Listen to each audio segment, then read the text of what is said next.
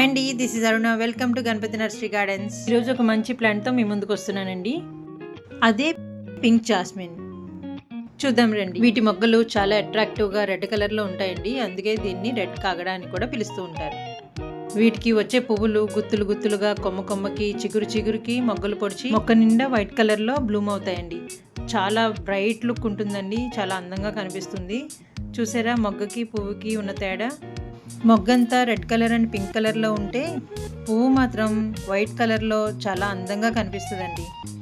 వీటిని 14 ఇంచ్ కానీ 16 ఇంచ్ పాట్లో కానీ వేసుకుంటే చాలా హెల్తీగా పెరుగుతాయండి. ఇది చాలా లో మెయింటెనెన్స్తో పెరిగే మొక్క అండి. దీనికి well drained soil mix use చేయాలండి. దీనికి 8 to 9 months అయితే ఫ్లవరింగ్ ఉంటుందండి. ఈ రైనీ సీజన్లో ఆకులు కూడా కనిపించినంత నిండుగా బ్లూమ్ అవుతాయండి. వీటికి ఫుల్ సన్లైట్ అయితే అవసరం పడుతుందండి.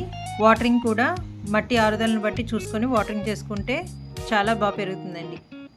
దీన్ని మనం బుషీ వెరైటీ లాగా పెంచుకోవచ్చు అండ్ క్రీపర్ వెరైటీ లాగా కూడా పెంచుకోవచ్చు అండి. బుషీ వెరైటీగా కావాలి అనుకుంటే కనుక పొడవుగా ఉన్న కొమ్మలన్నీ ఎప్పటికప్పుడు ప్రూనింగ్ చేసుకుంటూ ఉంటే బుషీగా తయారయ్యి మీ గార్డెన్ కి మరింత అందాన్ని తెచ్చిపెడతాయండి. మరి ఇంకెందుకంటే ఆలస్యం, ఇలాంటి హెల్తీ ప్లాంట్స్ కోసం స్క్రోల్ అవుతున్న నెంబర్కి కాంటాక్ట్ చేసి ఆర్డర్ ప్లేస్ చేసుకోండి. ఇలాంటి ఇన్ఫర్మేటివ్ వీడియోస్ కోసం మన ఛానల్ని సబ్స్క్రైబ్ చేసుకొని మన వీడియోస్ని లైక్ చేసి షేర్ చేసి మీ ఫీడ్బ్యాక్ని కమెంట్స్లో తెలియచేయండి. హ్యాపీ గార్డెనింగ్ అండి. Thank you.